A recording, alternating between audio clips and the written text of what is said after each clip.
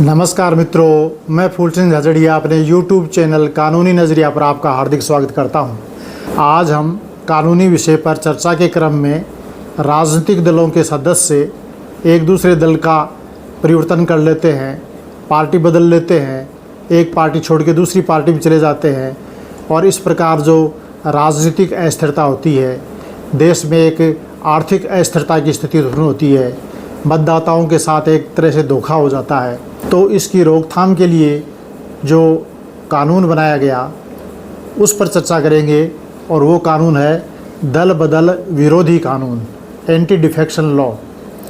ये 1985 में संविधान के अंदर 52वां संशोधन करके बनाया गया और संविधान की अनुसूची 10 में इसको रखा गया।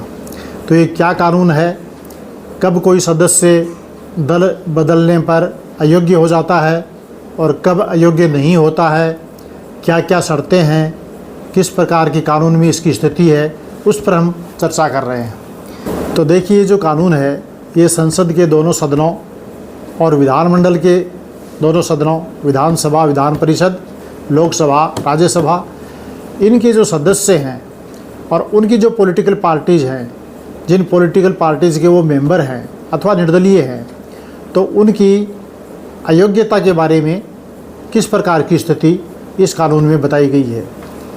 तो दल परिवर्तन के आधार पर अयोग्यता, यदि कोई दल बदल लेता है तो वो चुना हुआ या मनोनीत किया हुआ व्यक्ति किस प्रकार अयोग्य हो जाता है। तो किसी राजनीतिक दल का कोई सदस्य उस दशा में अयोग्य होगा, कौन सी दशा में, जिसमें वह ऐसी राजनीतिक दल की अपनी सदस्यता स्वेच्छा छोड़ देता है। यदि एक पॉलिटिकल पार्टी का कोई मेंबर है, एमपी है या एमएलए है, और वो उस पॉलिटिकल पार्टी की मेंबरशिप को त्याग देता है, सदस्यता छोड़ देता है, स्वेच्छा, उसको निकाल दिया वो नहीं, निष्कासित कर दिया, बाहर कर दिया वो नहीं, अपनी इच्छा से त्याग देता है अपनी सदस्यता को, उस राजनीतिक दल की सदस्यता को छोड़ देता है, तो ऐसी स्थिति में वो क्या होगा, अयोग्य हो जाएगा। दूसरा क्या है, ऐसे राजनीतिक दल के निर्देशों के विपरीत उस राजनीतिक दल का सदस्य मतदान करता है या मतदान करने के समय अनुपस्थित रहता है। जैसे कोई विधानसभा में या संसद में कोई मतदान हो रहा है, चाहे वो अविश्वास प्रस्ताव हो, चाहे वो कोई बिल हो और किसी प्रकार का कोई प्रस्ताव हो, उसके ऊपर मतदान है और मतदान के लिए पार्टी ने व्हिप जारी कर दिया कि सभी सदस्यों को आना है और मतदान करना है। अब वो या तो आता ही नहीं है, मतदान में अनुपस्थित रह जाता है, या आता है लेकिन अपनी पार्टी के निर्देशों के विपरीत मतदान करता है। तो ऐसी स्थिति में उसको अयोग्य ठहराया जा सकता है। लेकिन इसमें एक शर्त है, वो क्या शर्त है, वो ये कि वो अनुपस्थिति के लिए पहले से ही अनुमति ले लेता है कि ऐसी कोई विशेष असाधारण परिस्थिति है जिसके कारण वो उपस्थित होने में असमर्थ है और पार्टी ने उसको अनुमति दे दी कि ठीक है, ऐसी स्थिति में आप नहीं आ सकते, हम समझते हैं ऑपरेशन थिएटर में है और किसी प्रकार की कोई इमरजेंसी है, तो कोई ऐसा कारण हो तो पार्टी से अनुमति लेकर के अनुपस्थित रहने का हकदार होता है, यदि पार्टी उसको अनुमति देती है तो। दूसरी बात, यदि वो अनुपस्थित बिना अनुमति के रहता है या मतदान और किसी पार्टी के पक्ष में कर देता है और स्वयं की जो पार्टी है उसके निर्देशों के विपरीत मतदान करता है, तो वो जिस पार्टी का मेंबर है वो पार्टी 15 दिन के भीतर यदि उसको माफ़ कर देती है तो ठीक है, अन्यथा वो अयोग्य हो जाएगा और वो एमएलए या एमपी जिस हैसियत में है उस हैसियत में नहीं रहेगा, अयोग्य हो जाएगा। तो पहला स्वेच्छा सदस्यता छोड़ देना पार्टी की, दूसरा है अनुपस्थित रहना या निर्देशों के विपरीत मतदान करना और पार्टी के द्वारा उसको 15 दिन के भीतर माफ़ न करना। तीसरा क्या है, कोई निर्दलीय सदस्य है जो किसी पार्टी का है ही नहीं, तो क्या वो किसी राजनीतिक पार्टी को निर्वाचित होने के बाद ज्वाइन कर सकता है कि भाई मैं तो निर्दलीय हूँ, मेरा तो कोई दल है नहीं, निर्दलीय जीत करके आया हूँ, निर्वाचित होकर के आया हूँ, तो मैं अमुक पार्टी को ज्वाइन कर लेता हूँ।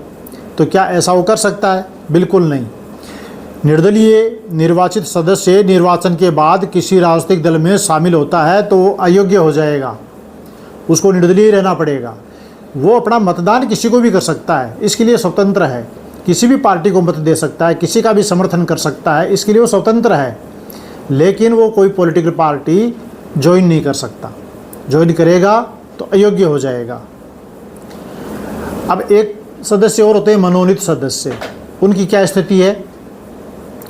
तो मनोनीत सदस्य मनोनयन के 6 माह बाद कोई राजनीतिक दल में शामिल होता है तो वो अयोग्य हो जाएगा। जिस दिन उसका मनोनयन हुआ, सदस्य बना, उस सदस्य बनने के 6 महीने के बाद में यदि वो कोई पॉलिटिकल पार्टी ज्वाइन करता है तो उसकी सदस्यता चली जाएगी। अच्छा, ठीक है। तो अब ये दल बदल क्या किसी प्रकार संभव भी है? हाँ, एक स्थिति में संभव है। वो कौन सी स्थिति है? देखिए, 2003 तक क्या नियम था कि कोई भी पॉलिटिकल पार्टी है, उसके 1/3 सदस्य, उस राजनीतिक दल के 1/3 सदस्य अलग गुट बना करके उस राजनीतिक दल का विभाजन कर सकते थे। कम से कम 1/3 सदस्य, अधिक हो सकते हैं, लेकिन 1/3 सदस्य कम से कम हैं और वो उसका विभाजन करके अलग अपना पार्टी बना लेते हैं तो वो अयोग्य नहीं माने जाएंगे। ये 2003 तक था। फिर क्या हुआ? वर्ष 2003 में 91वां संविधान संशोधन हुआ और उसमें इस प्रावधान को हटा दिया। और अब क्या प्रावधान कर दिया?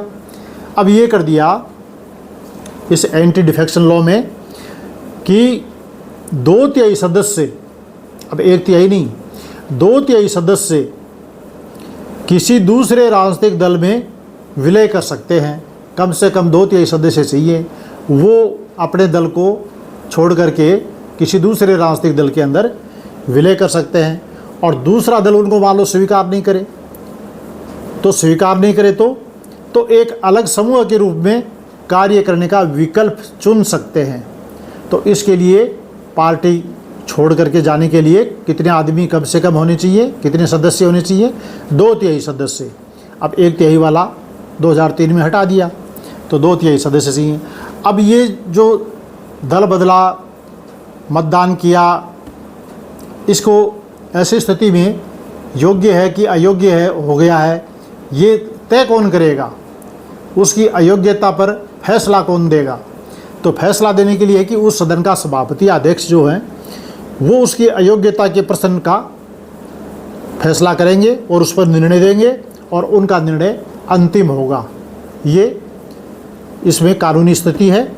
और फिर एक प्रश्न आता है कि क्या ऐसे सभापति अध्यक्ष के निर्णयों की न्यायिक समीक्षा हो सकती है? देखिए, कानून में तो इन्होंने यही लिखा कि इसकी न्यायिक समीक्षा नहीं होगी।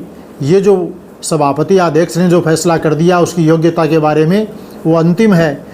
लेकिन धीरे धीरे जब ये कई तरह के विवाद माननीय उच्चतम न्यायालय के समक्ष गए, कई हाई कोर्ट में रिट वगैरह हुई, तो उसमें ये आया कि माननीय सदन के सभापति या अध्यक्ष हैं, उनके फैसले से पहले तो हस्तक्षेप नहीं किया जा सकता, लेकिन फैसले की समीक्षा की जा सकती है।